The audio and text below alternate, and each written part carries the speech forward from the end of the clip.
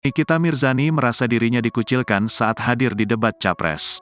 Nikita Mirzani kembali membuat heboh dengan mengunggah postingan Instagram Story dengan menyindir beberapa pihak. Dalam postingannya, Nikita Mirzani merasa kecewa dan dikucilkan karena sebuah alasan. Postingan yang kini telah dihapus itu, memperlihatkan Nikita Mirzani menyinggung kejadian semalam saat hadir di acara debat Capres putaran terakhir. Ibu 3 anak ini hadir dengan mengenakan kemeja biru muda.